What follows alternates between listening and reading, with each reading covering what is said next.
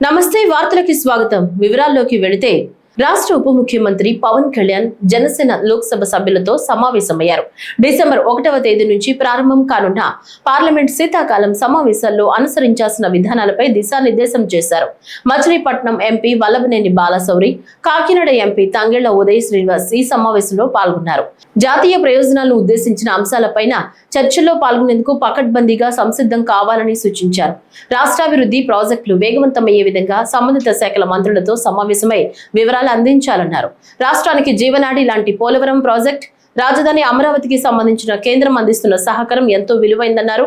రాష్ట్రంలో పంచాయతీల్లో మౌలిక సదుపాయాల కల్పనకు వివిధ కేంద్ర పథకాల ద్వారా మంజూరయ్యే నిధులు, ఈ ఆర్థిక సంవత్సరం రావాల్సిన నిధులు వివరాలను రాష్ట్ర పంచాయతీరాజ్, గ్రామీణాభివృద్ధి శాఖ అధికారులు అందిస్తారని, వాటిని పరిశీలించి కేంద్ర మంత్రుల దృష్టికి తీసుకువెళ్లాలని అన్నారు. రాజధాని అమరావతి రైతుల సమస్యలపై సిఆర్డీఏ అధికారులతో కేంద్ర గ్రామీణ అభివృద్ధి కమ్యూనికేషన్ సహాయ మంత్రి బెమ్మసాని చంద్రశేఖర్ సమావేశం నిర్వహించారు. అమరావతిలోని సిఆర్డీఏ ప్రధాన కార్యాలయంలో జరిగిన త్రిసభ్య కమిటీ సమావేశంలో రాష్ట్ర మున్సిపల్ అడ్మినిస్ట్రేషన్, పురపాలక శాఖ మంత్రి పి నారాయణ, తాడికొండ ఎమ్మెల్యే తెనాలి శ్రావణ్ కుమార్ పాల్గొన్నారు. ముఖ్యమంత్రి చంద్రబాబు నాయుడు సూచనల మేరకు రాజధాని రైతుల సమస్యలపై త్రిసభ్య కమిటీ సమావేశం జరిగిందన్నారు. 1286 ప్లాట్లకు వీధి పోటు సమస్యలు ఉన్నాయని, వాస్తు చూసుకునేటప్పుడు కొన్ని ఇబ్బందులు వచ్చాయని పేర్కొన్నారు. 156 మంది రైతులకు వాస్తు ఇబ్బందులు ఉన్నాయని అన్నారు.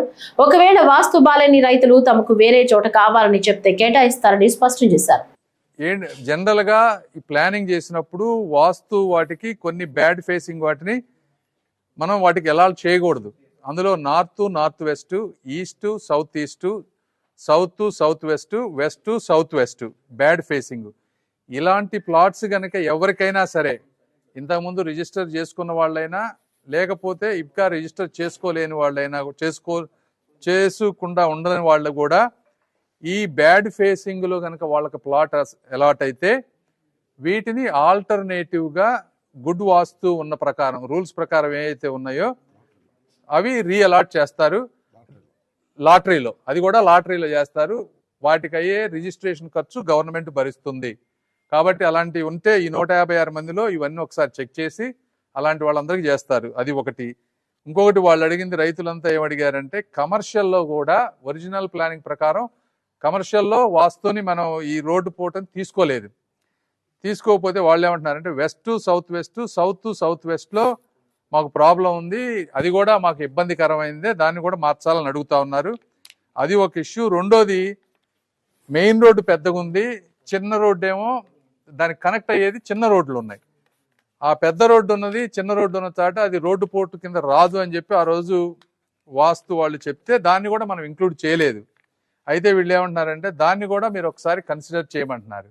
అయితే ఇవన్నీ అసెస్ చేయాలి. కమర్షియల్కి కానీ, large road, small road hits కానీ నెక్స్ట్ టైం రివ్యూకి అసెస్ చేసి ఇంపాక్ట్ ఎంత ఉందో చూసి అవేమన్నా సాధ్యం అయ్యే పని తక్కువ అయితే చేయగలిగితే చేస్తాం. అమరావతి రాజధాని రైతుల సమస్యలను త్రిసభ్య కమిటీ ఎప్పటికప్పుడు తెలుసుకుంటోందని పేర్కొన్నారు. గ్రామ కంటాల్లో ఇచ్చిన భూములు, జరీబు, నాన్ జరీబు అన్ని భూములపై దృష్టి పెడతామని పేర్కొన్నారు. వచ్చే కేబినెట్ లో అసైన్డ్ ల్యాండ్స్, లంక భూములపై చర్చిస్తామని వెల్లడించారు. అలానే అమరావతి రాజధాని గ్రామాల్లో హెచ్డి లైన్స్, ఇతర మౌలిక వసతులపై దృష్టి పెట్టినట్లు మంత్రి నారాయణ స్పష్టం చేశారు. దానిలో రైతుల సమస్యలు ఏదైతే ఉన్నాయో వాటిని తీర్చడానికి అటు కేంద్ర మంత్రివర్యులు చంద్రశేఖర్ గారు, శాసనసభ్యులు శ్రావణ్ గారు, నేను రైతులతో ఇప్పటికే 3-4 దఫాలు అని పిలిచి మాట్లాడటం జరిగింది. వీక్లీ ఆర్ బై వీక్లీ యాక్చువల్గా డిస్కస్ చేస్తున్నాం. వాళ్ళు ఏదైతే సమస్యలు ఉన్నాయో ఆ సమస్యలు చెప్పడం, దానికి యాక్చువల్గా అధికారులు కూడా ఆదేశించి వాళ్ళకి టైం బౌండ్ కూడా పెట్టడం జరిగింది. ఈ టైం లోపల అది స్టడీ చేసి రిపోర్ట్లు సబ్మిట్ చేయమని. ఇక్కడ మెయిన్గా ఎక్కువగా ఏంటంటే గ్రామ కంటాల్లో కొందరికి అన్యాయం జరిగిందని, దానికి యాక్చువల్గా ప్రతి ఒక్కరికి ఇంతవరకు ఎవరికైతే గ్రామ కంటాల్లో ప్లాట్లు ఇచ్చారో వాళ్ళు ఎన్ని వెరిఫై చేయమని యాక్చువల్గా ఆ యొక్క అధికారులకు ఆదేశించండి. దానికి కూడా టైం బౌండ్ 1 month యాక్చువల్గా మంత్రి గారు చెప్పడం జరిగింది. అదేవిధంగా జరీబు, నాన్ జరీబులో కూడా కొన్ని అలిగేషన్స్ ఉన్నాయి. ప్రతిదీ ఎవరికి ఇచ్చారో వాళ్ళందరికీ, ప్లస్ ఎవరైతే నాకు కావాలని అడుగుతున్నారో వాళ్ళు ఈ రెండు కూడా వెరిఫై చేయమని చెప్పడం జరిగింది. అదేవిధంగా రోడ్ హిట్స్ ఆ రోజు కొన్ని ఫార్ములాస్ చేసి దాని ప్రకారం ఇచ్చారు, దానికి డీవియేషన్ చేసి ఎవరికన్నా ఇచ్చారని యాక్చువల్గా అవి కూడా వెరిఫై చేయమని యాక్చువల్గా ఆదేశించారు. అంతేకాకుండా కమర్షియల్లో కూడా మాకు ఇబ్బంది అని అంటే వాటిని స్టడీ చేయమని యాక్చువల్గా చెప్పడం జరిగింది. ఇది కాకుండా లంకా ల్యాండ్స్ అయితే ఆల్రెడీ రిజిస్ట్రేషన్ జరుగుతున్నాయి. ఎక్కడైతే లంకా ల్యాండ్స్లో ప్లాట్ అలాట్ చేశారో అవి రోజు 10-15 రిజిస్ట్రేషన్ జరుగుతున్నాయి, అది ఇబ్బంది లేదు. అయితే అసైన్ ల్యాండ్స్ ఏదైతే ఉందో స్టేట్ మొత్తం అసైన్ ల్యాండ్స్ని స్టడీ చేయమని ఒక కమిటీ చేశారు. ఆనరబుల్ రెవెన్యూ మినిస్టర్ యొక్క ఆధ్వర్యంలో నేను కూడా దాంట్లో మెంబర్ ఉండా. ఇప్పటికే అనేక దఫాలు డిస్కస్ చేసాం. దాని రిజల్ట్స్ రావడానికి 2-3 నెలలు పడుతుంది. కాబట్టి డిలే కాకుండా ఈ క్యాపిటల్ సిటీలో ఏదైతే ఉందో అసైన్ ల్యాండ్స్ ఈ ల్యాండ్స్ వరకు ఆ జియో నుంచి మినహాయించేటట్టుగా నెక్స్ట్ క్యాబినెట్కి సీఎం గారు తీసుకురమన్నారు. నెక్స్ట్ క్యాబినెట్ 3వ తేదీ ఉంటుంది. ఆ క్యాబినెట్కి యాక్చువల్ దీన్ని తీసుకుపోయి ఆ జియో నుంచి ఈ క్యాపిటల్ సిటీలో ఉండే అసైన్ ల్యాండ్స్ని డిలీట్ చేస్తే పాత జీవో ప్రకారం మనం చేస్తూ వాళ్ళకి ప్లాట్ అలాట్ చేయడం జరుగుతుంది. విజయవాడ సిద్ధార్థ మెడికల్ కాలేజీలో పూర్వ విద్యార్థుల సమ్మేళనం కార్యక్రమం జరిగింది. Doctor Yalamanchili Haimavathi doctor Rajarao medical కాలేజీకి బస్సు బహుకరించారు. ఈ కార్యక్రమానికి ఎంపీ కేశినేని శివనాథ్, ఎమ్మెల్యేలు గద్దె రామ్మోహన్, కామినేని శ్రీనివాస్ హాజరయ్యారు. ఈ సందర్భంగా మాట్లాడుతూ గుంటూరు ప్రభుత్వ ఆసుపత్రిని మించేలా విజయవాడ ప్రభుత్వ ఆసుపత్రికి గుర్తింపు వచ్చే విధంగా అభివృద్ధి చేస్తామని అన్నారు. PG hostel buildings, nursing college hostel buildings నిర్మాణానికి అవసరమైన 80 కోట్ల నిధుల కోసం కృషి చేస్తున్నామన్నారు.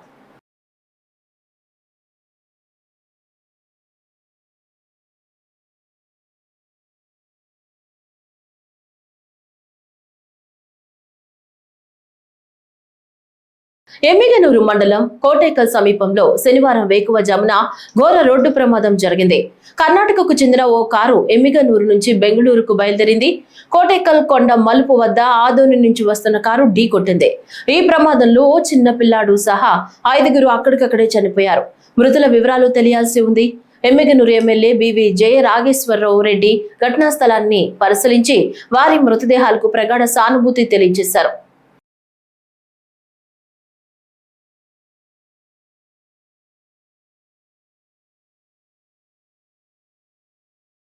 దిత్వా తుఫాను ప్రభావంతో తిరుపతి జిల్లాలో నవంబర్ 29, 30 మరియు డిసెంబర్ 1వ తేదీలలో గాలులతో కూడిన భారీ నుంచి అతి భారీ వర్షాలు కురిసే అవకాశాలున్న నేపథ్యంలో జిల్లా ప్రజలు అప్రమత్తంగా ఉండాలని తిరుపతి జిల్లా కలెక్టర్ డాక్టర్ ఎస్ వెంకటేశ్వర్ తెలిపారు. తిరుపతి కలెక్టరేట్ లో తిరుపతి, శ్రీకాళహస్తి, సూళ్లూరుపేట ఆర్డీఓలు, మున్సిపల్ కమిషనర్లు, జిల్లా అధికారులతో దిత్వా తుఫాను అప్రమత్తతపై టెలికాన్ఫరెన్స్ కలెక్టర్ నిర్వహించారు. తుఫాను ప్రభావం వల్ల ప్రాణ ఆస్తి నష్టాలు సంభవించకుండా అన్ని సమన్వయంతో ముందస్తు చర్యలు చేపట్టాలని అధికారులను ఆదేశించారు.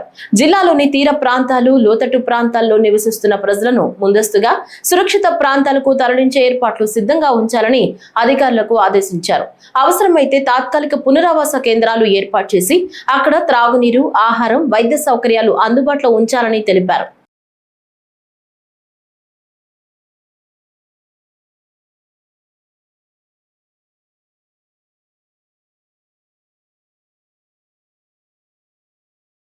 డిసెంబర్ 5వ తేదీన జిల్లా వ్యాప్తంగా మెగా పేరెంట్ టీచర్స్ మీటింగ్ 3.0 కార్యక్రమాన్ని నిర్వహిస్తున్నామని జిల్లా కలెక్టర్ ఓ ఆనంద్ తెలిపారు. ఈ సందర్భంగా మాట్లాడుతూ జిల్లా వ్యాప్తంగా 1వ తరగతి నుంచి ఇంటర్మీడియట్ వరకు అన్ని ప్రభుత్వ, ఎయిడెడ్ పాఠశాలలు, జూనియర్ కళాశాలలో పీటీఎం నిర్వహణ జరుగుతుందన్నారు. జిల్లాలో 2.06 లక్షల మంది పిల్లలు ప్రభుత్వ, ఎయిడెడ్ పాఠశాలలో, జూనియర్ కళాశాలలో చదువుతున్నారని, వారితో పాటు వారి తల్లిదండ్రులు ఈ కార్యక్రమంలో పాల్గొంటారన్నారు. విద్యార్థులు, తల్లిదండ్రులు, ఉపాధ్యాయులు మధ్య పరస్పర అవగాహన పెంపొందించడానికి, విద్యార్థుల విద్యాస్థాయిపై తల్లిదండ్రులకు అవగాహన, మంచి వాతావరణం ఏర్పాటుకు ఈ కార్యక్రమం ఎంతగానో దోహదపడుతుందని అన్నారు.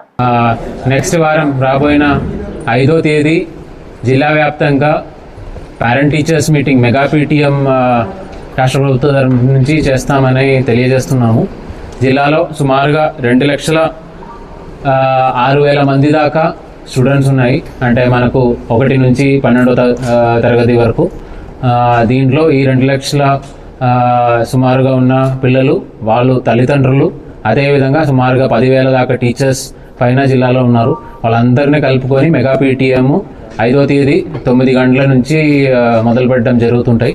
ఒక 2:30 నుంచి 3 గంటలలో రకరకాల యాక్టివిటీస్, అంటే ఇంతకుముందు కూడా లాస్ట్ 1 ఇయర్లో మనం 2-3 సార్లు ఈ కార్యక్రమం చేయడం జరిగింది. ప్రతి ఒక్క స్కూల్లో కూడా ఆ ఏరియాలో ఆ స్కూల్లో ఉన్న పిల్లవాళ్ళని, అదే విధంగా వాళ్ళ పేరెంట్స్ని పిలుచుకొని ఆ ఒక్క పిల్లల గురించి, పిల్లలది అకాడమిక్ డెవలప్మెంట్ ఏ విధంగా ఉన్నాయి, వాళ్ళ దగ్గర లాస్ట్ కొన్ని నెలల నుంచి ఏ విధంగా వాళ్ళ స్కూల్లో ఆటలు పాటలు కానీ లేదంటే అకాడమిక్స్ కానీ ఏ విధంగా నేర్చుకున్నారు అన్నది పేరెంట్స్తో డిస్కస్ చేయడము. అదేవిధంగా ఎస్ఎంసి కమిటీలో ఉన్న వాళ్ళందరూ, అదేవిధంగా ఎస్ఎంసి సభ్యులందరూ కూడా కలుసుకొని పేరెంట్ టీచర్స్తో కూడా కలుసుకొని ఆ స్కూల్ సంబంధించిన అభివృద్ధి కార్యక్రమాలు ఏవైతే ఉన్నాయో దానికి సంబంధించి మాట్లాడడం కూడా జరుగుతాయి. అదే కాకుండా లోకల్గా ఉన్న పబ్లిక్ రిప్రజెంటేటివ్స్ అందరూ కూడా అది పంచాయత్ ప్రెసిడెంట్ కావచ్చు, ZPTCs, MPTCs కావచ్చు, హానరబుల్ ఎమ్మెల్యేస్ కావచ్చు, హానరబుల్ మినిస్టర్స్ కావచ్చు, ప్రభుత్వ సిబ్బందులు అందరూ కూడా కావచ్చు, వాళ్ళందరూ కూడా ఒక్కొక్క స్కూల్లో అటెండ్ చేయాలని చెప్పి కూడా ఇన్స్ట్రక్షన్స్ ఇవ్వడం జరిగింది. Already mapping honourable public representatives with a స్కూల్లో వెళ్తారని మ్యాపింగ్ కూడా చేయబోతున్నాము. కేంద్ర ప్రభుత్వం ఆధ్వర్యంలో నిరుపేదలకు 66 సంక్షేమ పథకాలు అమలు చేస్తోందని, వాటిని నిరుపేదలకు అందించవలసిన బాధ్యత సంబంధిత శాఖ అధికారులపై ఉందని చిత్తూరు జిల్లా ఎంపీ దగ్గుమళ్ల ప్రసాదరావు పేర్కొన్నారు. చిత్తూరు కలెక్టరేట్లోని సమావేశం మందిరంలో చిత్తూరు జిల్లా అభివృద్ధి సమన్వయ మరియు పర్యవేక్షణ కమిటీ సమావేశం ఎంపీ అధ్యక్షతన నిర్వహించారు. ఈ కార్యక్రమంలో జిల్లా కలెక్టర్ సుమిత్ కుమార్, పూతలపట్టు ఎమ్మెల్యే మురళీమోహన్ పాల్గొన్నారు. ఈ సందర్భంగా ఎంపీ మాట్లాడుతూ అర్హులైన నిరుపేదలకు కేంద్ర రాష్ట్ర ప్రభుత్వాల పథకాలను చేరువ చేసి వారి జీవితాల్లో వెలుగులు నింపేందుకు జిల్లా యంత్రాంగం చిత్తశుద్ధితో పనిచేయాలని సూచించారు. జాతీయ గ్రామీణ ఉపాధి హామీ పథకం కింద జిల్లాకు రావాల్సిన నిధులను మంజూరు చేయడానికి కృషి చేస్తానని పేర్కొన్నారు. ఎస్సీ, ఎస్టీ వర్గాల యువతకు వివిధ శిక్షణ కార్యక్రమాలు DRDA ఆధ్వర్యంలో కార్యక్రమాలు నిర్వహించాలని ఆదేశించారు. Finished online, can understand. Collecting the reasons చెప్పారు. Actually మీరు reasons నోట్ చేయాలి. అయితే ఆటై రెడ్ మార్క్స్ చూపిస్తారు. Why it is lying? Second, ఈ పర్సెంటేజ్ చూడండి. ఎక్స్పెండిచర్ పర్సెంటేజ్ 70 to 75 ఎక్కడ కూడా దాటలేదు. ఎక్కడ 1-2 చోట్ల 75 దాటింది. All of that like that. 68, 69 expenditure. ఎందుకు అవి అట్లా పెండింగ్ ఉన్నాయి? స్టార్ట్ చేయండి అంటే వదిలేసేది. మనం చేసిన వాటికి పెండింగ్ ఉన్నాయి కదా. అక్కడ గారు మనం కాంప్రమైజ్ స్కీమ్ తీసుకున్నప్పుడు ఈ ప్రాబ్లమ్స్ అన్నీ వస్తాయి. అవన్నీ ప్రాక్టికల్ చేసుకొని మనం స్టార్ట్ చేస్తాం. మనం ఇల్లు శాంక్షన్ చేసి దీనికి రోడ్ లేదు, ఆయనకి ఫైనాన్షియల్ లేదు, లేకపోతే ఎంట్రీ లెవెల్ దానికి రాలేకపోతుంటే ఈ చెప్పుకోవడానికి కాదు. కంప్లీట్ చేసామో లేదా 5 years లో 5 years పబ్లిక్ పర్సెంటేజ్ అంత తక్కువ ఉంది. ఇది మీరు సీరియస్ గా ఆలోచించాల్సి. ఎంతమందిని మీరు ఈ 5 years లో పట్టుకోలేదు. పెండింగ్స్ చూసేద్దాం. 5 years కూడా వీళ్ళు అట్లేదు అంటే ఉండదా ఇది మొత్తం ఎదుగుతాం.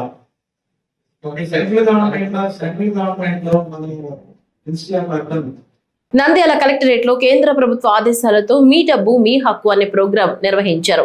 గత 10 సంవత్సరాల నుంచి నంద్యాల జిల్లాలోని 3,19,000 అకౌంట్లో ఉన్నటువంటి 64,59,00,000 డబ్బును ఆయా ఖాతాదారులు బ్యాంకుల్లో నుంచి తిరిగి పొందే వెసులుబాటును కేంద్ర ప్రభుత్వం కల్పించిందని, ఈ అవకాశాన్ని ఖాతాదారులు సద్వినియోగం చేసుకోవాలని లీడ్ బ్యాంక్ మేనేజర్ రవికుమార్ తెలిపారు.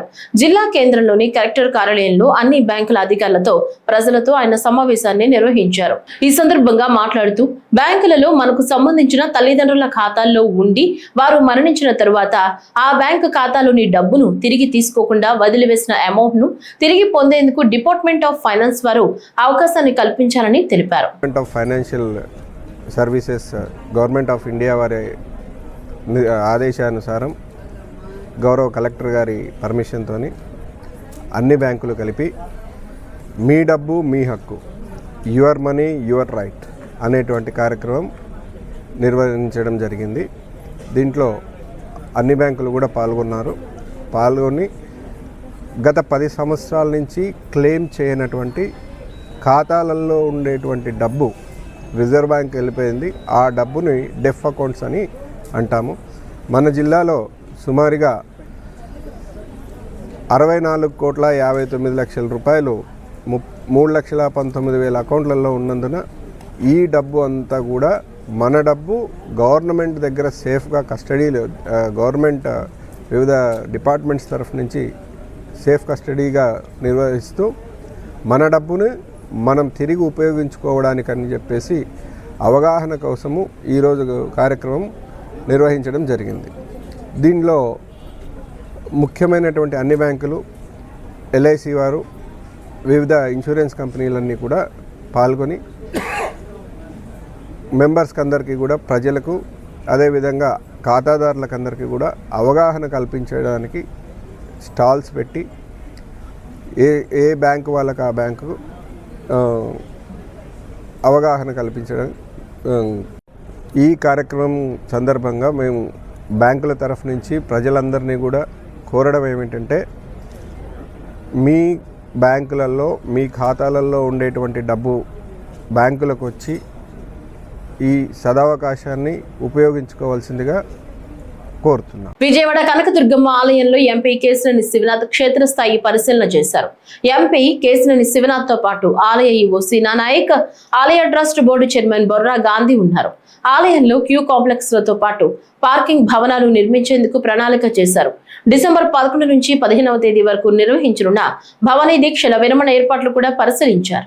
చైర్మన్ గారు, బోర్డు డైరెక్టర్లు, ఈఓ గారు, ఇంజనీరింగ్ విభాగం అందరితో కలిసి అమ్మవారి దేవస్థానం రేపు రాబోయే పుష్కర సమయానికి మరిన్ని హంగులు, యాత్రికులకి మరిన్ని వసతులు కల్పించే విధంగా ఏ విధంగా మనం ముందుకు వెళ్ళాలని కొన్ని ప్రదేశాలని ఇన్స్పెక్ట్ చేయడం జరిగింది. ముఖ్యంగా వెయిటింగ్ హాల్స్, భక్తులకి వెయిటింగ్ హాల్స్ ఏర్పాటు చేద్దామని అందరి యొక్క కోరిక. తప్పకుండా గౌరవ ముఖ్యమంత్రి గారి ఆదేశాలు కూడా అదే విధంగా ఉన్నాయి. గౌరవ దేవాదాయ శాఖ మంత్రి రామనాథ రామారెడ్డి గారు, గౌరవ ఎమ్మెల్యే సుజనా చౌదరి గారు ఇక్కడ 6-7 దఫాలు మీటింగ్ కూడా ఏర్పాటు చేసాము. అందరం కలిసి ఒక తుది దశకు చేరుకున్నాయి. రేపు వీటిలన్నిటికీ ఒక పేపర్ మీద పెట్టి ఎమ్మెల్యే గారితో డిస్కస్ చేసి, నారాయణ మంత్రి గారితో డిస్కస్ చేసి, సెక్రటరీ గారు, కమిషనర్ గారు, బోర్డు మరియు ఈఓ గారు, ఇంజనీరింగ్ సెక్షన్ అందరం కూడా కూర్చుని దీనికి తుది దశకి తీసుకొచ్చి గౌరవ ముఖ్యమంత్రి వారి దృష్టికి తీసుకుని వెళ్ళి పనులన్నీ వేగంగా జరిగే విధంగా తప్పకుండా కృషి చేసి, ఎందుకంటే రాష్ట్రంలో 2వ అతిపెద్ద దేవాలయంగా పలకబడే అమ్మవారి దేవాలయంలో మనం చూస్తే దసరా నవరాత్రి ఉత్సవాలకి బ్రహ్మాండంగా ఆలయ అధికారులు అందరూ కూడా ఏర్పాట్లు బ్రహ్మాండంగా చేశారు. కానీ ఒక రోజే సుమారు 2 లక్షలు, కొన్ని రోజులు 1,50,000 మంది భక్తులు వచ్చారు, కొన్ని రోజులు 2 లక్షల మంది భక్తులు వచ్చారు. ఇంకా కనుక మనం వెయిటింగ్ హాల్స్ లాంటివి కనుక వస్తే ఎంతోమంది వృద్ధులకు కూడా సౌకర్యంగా ఉంటుంది. కాబట్టి అన్ని సౌకర్యాలు కల్పించి గుడి అభివృద్ధిలో ప్రముఖ పాత్ర పోషించి అందరం కూడా ఈ అభివృద్ధికి భక్తులకి అన్ని అవకాశాలు, అంతేకాకుండా వాళ్ళకి వసతులు కల్పించే విధంగా కృషి చేస్తున్నామని అందరికీ తెలియజేసుకుంటూ ఆ అమ్మవారి ఆశీస్సులతో మా ప్రయత్నం తప్పకుండా సఫలీకృతం అవుతుంది. అమ్మవారి ఆశీస్సులతో మరొక్కసారి ఈ విజయవాడ నగరంలో ఉన్న కనకదుర్గమ్మ అమ్మవారి దేవాలయం అత్యంత ప్రతిష్టాకరమైన దేవాలయం. అమరావతి రాబోయే అమరావతి రాజధానిలో తప్పకుండా అమరావతి మరింత మంది అమరావతి నగరం డెవలప్ అవుతుంది. కాబట్టి వారందరి అవసరాలకి సరిపడే విధంగా తయారు చేస్తామని అందరి తరఫున తెలియజేస్తున్నాం. 7 వారాల వెంకన్నగా పేరుగాంచిన డాక్టర్ బిఆర్ అంబేద్కర్ కోనసీమ జిల్లా వాడపల్లి శ్రీ వెంకటేశ్వర స్వామి ఆలయానికి భక్తులు పోటెత్తారు. శనివారం వేకువజాము నుంచి పెద్ద ఎత్తున భక్తులు క్యూలైన్లలో బారులు తీరారు. స్వామివారి సుప్రభాత సేవ అనంతరం మేలుకొలుపు సేవలను నిర్వహించారు. వసంత మండపంలో భక్తులు స్వామివారి వేదాశీర్వాదములు పొందారు. అధిక సంఖ్యలో భక్తులు హాజరు కావడంతో భక్తులకు ఎటువంటి ఇబ్బందులు కలగకుండా ఆలయ అధికారులు అన్ని ఏర్పాట్లు చేశారు. భక్తులకు ఆలయం వద్ద అన్నప్రసాద వితరణ చేపట్టారు.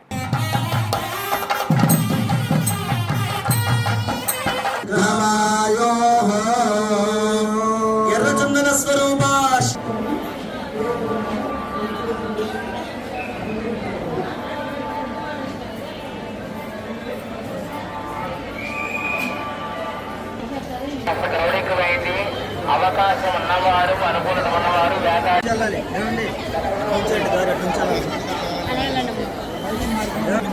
బయటికి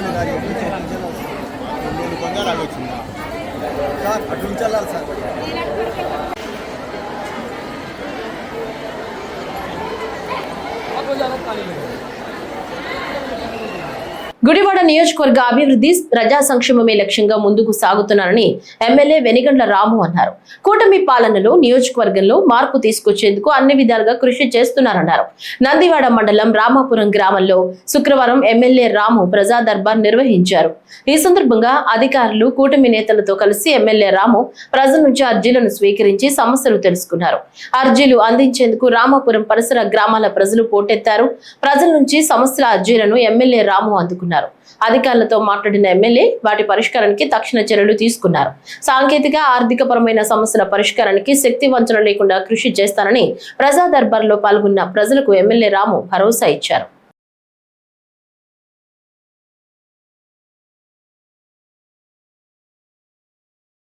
జమ్మలమడుగులోని పతంగి ఫంక్షన్ హాల్లో సంస్థాగత నిర్మాణ కార్యక్రమాన్ని కాంగ్రెస్ పార్టీ చేపట్టింది. ఈ కార్యక్రమానికి ముఖ్య అతిథిగా AICC coordinator Kanyakumari MP Vijay Vasanth హాజరు కాగా RTI legal cell human rights chairman Somashekar, రాష్ట్ర general secretary Venkata Narasimhulu, DCC అధ్యక్షురాలు విజయజ్యోతి, ప్రొద్దుటూరు, పులివెందుల నియోజకవర్గాల ఇన్ఛార్జీలు హాజరయ్యారు. నియోజకవర్గ కాంగ్రెస్ పార్టీ ఇన్ఛార్జ్ శివమోహన్ రెడ్డి సభకు అధ్యక్షత వహించి వక్తలతో మాట్లాడించారు. ఈ సమావేశంలో పార్టీ సీనియర్ నాయకుడు పాముల బ్రహ్మానందరెడ్డి డిసిసి అధ్యక్షురాలిపై అసంతృప్తి వ్యక్తం చేశారు. తనతో పాటు మండలాల కాంగ్రెస్ అధ్యక్షులను స్టేజి పైకి పిలవకపోవడంపై ఆగ్రహం వ్యక్తం చేశారు. Today is our third day of Chandra Centenary year, the biggest revolutionary organization structure change in AICC. AICC, our All India Congress Committee, in our CWC meeting in Ahmedabad, to have a organizational restructuring of the entire nation. Now, I have been appointed as AICC observer in the Kadapa district, along with me, APCC observers, Sumakumar sir and Narasimhan sir, along with the DCC president, Vijay Jyoti. We've been going around all the assemblies and we have completed our 4 assemblies and another the main agenda of this event is to restructure and strengthen the Congress party from the grassroots level. So the workers have been selected and their hard work has been recognized and the post is being given. So with this, the entire grassroots level will be strengthening, which will be good for us in the state level and also in the national level. Kadapa జిల్లా మైలవరం మండలం తలమంచిపట్నం గ్రామంలో రైతన్న మీకోసం కార్యక్రమంలో TDP incharge Bhupesh సుబ్బరామిరెడ్డితో కలిసి పాల్గొన్నారు. వ్యవసాయ రంగానికి అన్ని విధాల సహాయ సహకారాలు అందిస్తున్నారని తెలిపారు. పంచసూత్రాల గురించి రైతులకు వివరించారు. అనంతరం మాట్లాడుతూ జగన్ పర్యటించింది రైతుల కోసం కానే కాదన్నారు. ఆ ప్రభుత్వంలో చేసిన దానికంటే కూటమి ప్రభుత్వం అరటి రైతులకు సాయం చేసేందుకు సిద్ధంగా ఉందన్నారు. మంచి కోసం జగన్ పోరాడని, రాజకీయం కోసం పదవుల కోసం చేస్తాడని ఆరోపించారు. ఆయన పైన సిబిఐ కేసులు, పాత కేసులని రిపీట్ కాబోతున్నాయని, వాటి నుంచి బయటపడకుండా జగన్ రెచ్చగొట్టే మాటలు మాట్లాడి సాధించేదేమీ లేదన్నారు. ఈ అభివృద్ధి ఆగదని, జగన్ అభివృద్ధిని ఆపలేడని ఎద్దేవా చేశారు. జగన్ 3 రోజుల పర్యటన రాజకీయ పర్యటన, రైతుల కోసం కానే కాదు. నేను ఇది డిపార్ట్మెంట్ వాళ్ళతో అందరితో క్షుణ్ణంగా గౌరవ కలెక్టర్ గారితో, హార్టికల్చర్ ఆఫీసర్ల గారితో మాట్లాడి మనం ఏమన్నా కరెక్షన్ చేసేదానికి మాకేమన్నా ఉంటే సబ్జెక్ట్ చెప్పమని. ఆ ప్రభుత్వములో చేసిన దానికంటే వాళ్ళు కూడా సీనియర్. ఈ ప్రభుత్వము అరటి రైతులు కూడా సాయం చేసేదానికి సిద్ధంగా ఉంది. 5వ తేదీ నుండి గాడిలో పడుతుంది. పంట మహారాష్ట్రలో ఎక్కువ పండడం వల్ల కానీ, కొంత కాయ చెడిపోవడం వల్ల కానీ ధరల యొక్క స్థిరీకరణ జరగలే. ఆ ప్రభుత్వంలో ఏమీ జరగలే. ఈ జగన్ రెడ్డి చెప్పేది ఒకటి నిజం ఉండదు. నో నిజం, అదే జగన్ నిజం. నేను ఈరోజు సాక్షి పేపర్ క్షుణ్ణంగా చదివినా. అంత డూప్. మంచి కోసం పోరాడతాను. తన రాజకీయం కోసం, పదవుల కోసం, మళ్ళీ తిరిగి సంపాదించుకునే దానికోసం వాళ్ళందరినీ కేసులు ఇరికించినాడు మానవాడు. వాళ్ళ చిన్నాయన ఇరుక్కుంటున్నాడు. వాళ్ళ చుట్టం భూమన కరుణాకర్ రెడ్డి, వాళ్ళ చిన్నాయన వియంకుడు, ఆయన ఇరుక్కోబోతున్నాడు. సిబిఐ ఎంక్వైరీ స్టార్ట్ అయింది లడ్డు పైన. అధికారులు అనేక షిట్లు జరుగుతున్నాయి. ఒకవైపు నాంపల్లె కోర్టులో వివేకానంద రెడ్డి కేసు జరుగుతుంది. మళ్ళీ నాంపల్లె కోర్టులో తన పాత కేసులు రన్ కాబోతున్నాయి. దీంట్లో నుంచి బయటపడకుండా ఈ దరిద్రం మాటలన్నీ, రెచ్చగొట్టే మాటల వల్ల జగన్ సాధించేదేమి లేదు. ఈ అభివృద్ధి ఆగదు. ఈ రైతు సంక్షేమం బ్రహ్మాండంగా సూపర్గా జరుగుతుంది. తను ఆపలేడు. అతని దరిద్రాన్ని అతను ఆపుకోలేడు. కాబట్టి ఈ పర్యటన బోగస్, అతని మాటలు బోగస్. మేము క్లియర్ కట్గా ఉన్నాం. కేంద్రము రాష్ట్రము సంయుక్తంగా మననే గమనించండి. పవన్ కళ్యాణ్ గారు పండుగ 2 పేరుతో 6,200 కోట్లలో ముఖ్యంగా రైతులకు ఉపయోగపడే పథకం. గోకులాలు రైతులకు ఉపయోగపడతాయి. రోడ్లు, గ్రావెల్ రోడ్లు, వాళ్ళకు పంటల పొలాలకు నీటి గుంటలు, ప్లస్ గౌరవ బీసీ జనార్దన్ రెడ్డి గారు స్టేట్మెంట్ ఇచ్చాడు 3,600 కోట్లతో రేపు జూన్ నాటికి రోడ్లన్నీ. అందులో రైతులకు, అధికారులకు అందరికీ ఉపయోగపడాలి. భూముల ధరలు పెరగాల. ఇండస్ట్రీని చేసినట్టు చెప్పుకుంటాడు. చెప్పుకొని 11 వచ్చినాయి. మొన్న జరిగిన బీహార్ ఎలక్షన్లలో ఇంతకంటే తక్కువ జరిగిన, ఈ రాష్ట్రంలో జరిగిన దానికంటే వాళ్ళు 243లో 202 సీట్లు గెలిపించారు. ఇక్కడ అంతకంటే 4 గంటలు ఎక్కువ జరుగుతుంది. మేడికొండూరు పోలీస్ స్టేషన్ పరిధిలో ఇంట్లో దొంగతనం చేసి పరారీలో ఉన్న ముద్దాయిలను పోలీసులు అరెస్ట్ చేశారు. గుంటూరు ఎస్పీ కార్యాలయంలో ఏర్పాటు చేసిన విలేకరుల సమావేశంలో ఆయన మాట్లాడారు. ఈ సందర్భంగా ఎస్పీ మాట్లాడుతూ, గుంటూరు జిల్లా మేడికొండూరు మండలం పాలడుగు గ్రామంలో ఈ నెల 3వ తేదీ నాడు ఇంటి తాళం పగలగొట్టి దొంగతనం జరిగిందని ఇంటి యజమాని హనుమంతరావు ఇచ్చిన ఫిర్యాదు మేరకు మేడికొండూరు పోలీసులు విచారణ చేపట్టారన్నారు. దర్యాప్తులో పల్సర్ బండిపై 3 దొంగలొచ్చి దొంగతనానికి పాల్పడినట్లుగా గుర్తించారని తెలిపారు.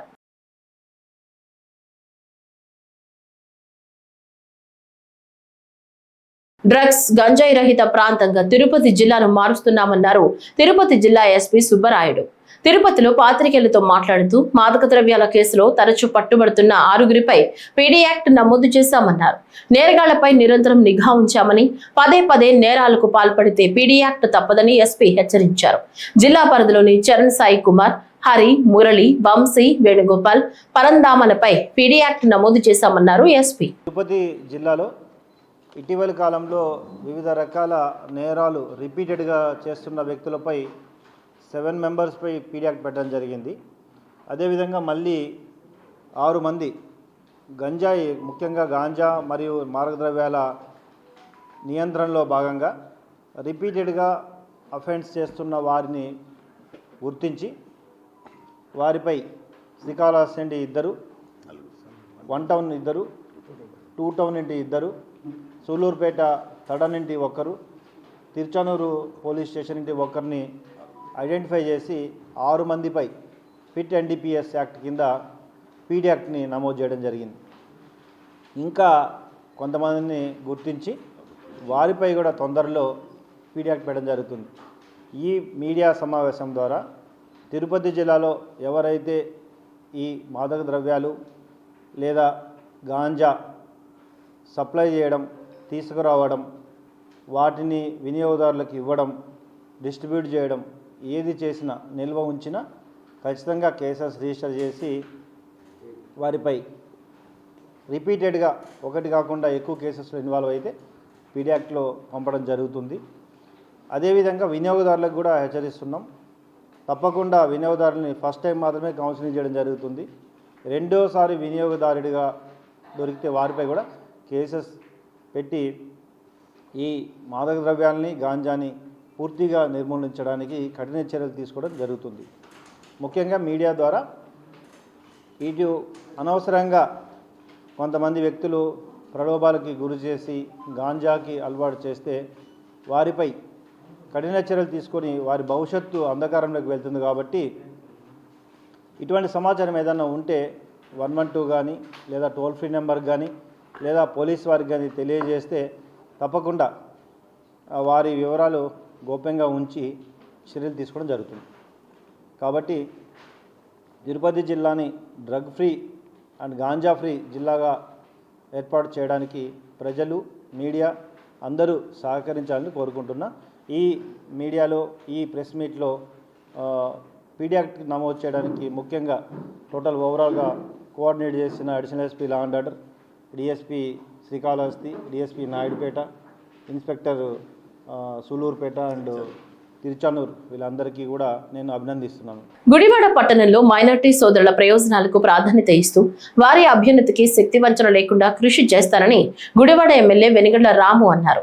రాష్ట్రంలోని మసీదుల ఇమాం, మౌజన్లకు సీఎం చంద్రబాబు నాయకత్వంలోని కూటమి ప్రభుత్వం 12 నెలల గౌరవ వేతనాలను విడుదల చేయడంతో గుడివాడ టీడీపీ కార్యాలయంలో మైనార్టీ నాయకులు, థ్యాంక్ యూ సీఎం సార్ కార్యక్రమం నిర్వహించారు. ఈ సందర్భంగా thank you CM sir, thank you MLA sir, Nara హమారా, టీడీపీ హమారా అంటూ ప్లకార్డులు పట్టుకుని మైనార్టీ నేతలు నినాదాలు చేశారు. అనంతరం ఎమ్మెల్యే రామును ముస్లిం సాంప్రదాయం ప్రకారం మైనార్టీ నాయకులు సత్కరించారు. ఎన్నికల ముందు ఇచ్చిన మాట ప్రకారం రాష్ట్రంలోని మసీదుల ఇమాంలకు, మౌజన్లకు సీఎం చంద్రబాబు ఏడాది కాల గౌరవ వేతనాన్ని ఒకేసారి విడుదల చేయడం పట్ల హర్షం వ్యక్తం చేస్తూ ఈ సందర్భంగా జరిగిన సభలో మైనార్టీ నాయకులు ధన్యవాదాలు తెలిపారు. ఇలాంటి మంచి ప్రభుత్వం మళ్లీ రావాలని పలువురు మైనార్టీ నేతలు ఆకాంక్షించారు. గత 12 నెలల నుంచి ఎంతైనా ఇమాములకి, మౌజన్లకి గౌరవ వేతనం అనేది అందించాలనే ఉద్దేశంతో నారా చంద్రనాయుడు గారు, సీఎం గారు, ముఖ్యమంత్రి వర్యులు, అలాగే మంత్రి ఎన్ఎండి ఫారూక్ గారు, మైనార్టీ మంత్రి, అలాగే ఎమ్మెల్సీ షరీఫ్ గారు, అలాగే విజయవాడలో ఉన్న మౌలానా హుసేన్ అహ్మద్ గారు, ఫారూక్ షిబ్లీ గారు, వీళ్ళందరూ కూడా ముస్లిం మైనార్టీకి అన్ని విధాలుగా సహకరిస్తామని ఆ రోజు చెప్పారు. అలాగే అమలు చేస్తూ మనందరికీ వాళ్ళ నిన్న 14వ తారీఖున 12 నెలల జీతం అనేది విడుదల చేయడం జరిగింది. అన్ని మసీదుల అకౌంట్లో 90% వచ్చేసినవి. దాని గురించి మనం ఇమాములం, మౌజులం, అలాగే మసీదు పెద్దలందరూ కూడా గవర్నమెంట్కి, చంద్రబాబు నాయుడు గారికి, లోకేష్ గారికి, అలా మన ప్రియతమ నాయకులు రాము గారికి, ఎమ్మెల్యే గారికి కూడా 100 సార్లు కృతజ్ఞత చెప్తూ ఈ అవకాశానికి మళ్ళీ రావాలని, ఇలాగే మనందరి కోసం పనిచేసుకుంటూ ముందుకు పోవాలని చెప్తున్నాను. అలాగే మన చంద్రబాబు నాయుడు గారు ముస్లింలకి ఎంత చేశారంటే చాలా చేశారు. 1999లోనే 99లోనే హైదరాబాద్కి మౌలానా అబుల్ కలాం ఆజాద్ నేషనల్ ఉర్దూ యూనివర్సిటీ 500 కోట్లతో నిర్మించి భారతదేశానికి అలాగే ప్రపంచానికి చూపించారు. ఆంధ్రప్రదేశ్లో ఇంత పెద్ద యూనివర్సిటీ ఉంది, మైనార్టీలకి ఇంత అభివృద్ధి అనేది మేము చూపిస్తున్నామని పదే చెప్తూ మనందరికీ గుర్తు చేస్తున్నారు. దానికి కూడా మేము కృతజ్ఞత చెప్తున్నాము. అలాగే ఆయనకి 100 సార్లు థ్యాంక్స్ అని చెప్తూ ఈ అవకాశానికి ఇచ్చిన మన పెద్దలకి, ఇబ్రాహీం గారికి, ఎమ్మెల్యే గారికి, అలాగే రఫీ గారికి, మన ముత్తల్లి గారు, హిందుస్థాన్ బాబు గారికి, అలాగే మన పెద్దలందరికీ థ్యాంక్స్ చెప్తున్నాం. దిత్వా తుఫాను హెచ్చరికల నేపథ్యంలో విపత్తుల ప్రతిస్పందన సంస్థ కార్యాలయంలో హోంమంత్రి అనిత ఉన్నతాధికారులతో సమీక్ష నిర్వహించారు. తుఫాను తీవ్రతను అంచనా వేసి ప్రభావిత జిల్లాలను అలర్ట్ చేయాలన్నారు. తుఫాను ప్రభావిత జిల్లాల కలెక్టర్లతో ఫోన్లో మాట్లాడి ముందస్తు జాగ్రత్త చర్యలు పటిష్టంగా అమలు చేయాలన్నారు. సహాయక చర్యల కోసం ఎస్డీఆర్ఎఫ్, ఎన్డీఆర్ఎఫ్ బృందాలను పంపించాలని ఆదేశించారు. రేపు, ఎల్లుండి దక్షిణ కోస్తా జిల్లాల్లో అక్కడక్కడ భారీ వర్ష సూచన ఉందని అధికారులు వివరించారు. ఎటువంటి ప్రాణ నష్టం జరగకుండా చర్యలు తీసుకోవాలని మంత్రి సూచించారు. తుఫాను సమాచారాన్ని ఎప్పటికప్పుడు అధికారులకు, ప్రజలకు తెలియచేయాలన్నారు. క్షేత్రస్థాయిలో అధికార యంత్రాంగం అనుక్షణం అలర్ట్ గా ఉండాలని సూచించారు. దిత్వా తుఫాను నైరుతి బంగాళాఖాతం శ్రీలంక తీరాన్ని ఆనుకుని కొనసాగుతోంది. ప్రస్తుతం పుదుచ్చేరికి 300 కిలోమీటర్లు, చెన్నైకి 400 కిలోమీటర్ల దూరంలో కేంద్రీకృతమై ఉంది. గడిచిన 6 గంటలుగా 7 కిలోమీటర్ల వేగంతో కదులుతోంది. ఆదివారం తెల్లవారుజామున తీవ్ర వాయుగుండంగా తమిళనాడు, పుదుచ్చేరి, దక్షిణ కోస్తాంధ్ర తీరాలకు చేరుకునే అవకాశం ఉంది. దీని ప్రభావంతో ఇవాళ చిత్తూరు, తిరుపతి జిల్లాల్లో భారీ వర్షాలు కురిసే అవకాశం ఉంది. ప్రకాశం, నెల్లూరు, కడప, అన్నమయ్య జిల్లాల్లో అక్కడక్కడ మోస్తరు నుంచి భారీ వర్షాలు కురిసే అవకాశం ఉన్నట్లు విపత్తుల ప్రతిస్పందన సంస్థ ఎండీ ప్రఖర్ జైన్ తెలిపారు. మంగళవారం వరకు మత్స్యకారులు వేటకు వెళ్లొద్దని, ప్రజలు, రైతులు అప్రమత్తంగా ఉండాలని సూచించారు.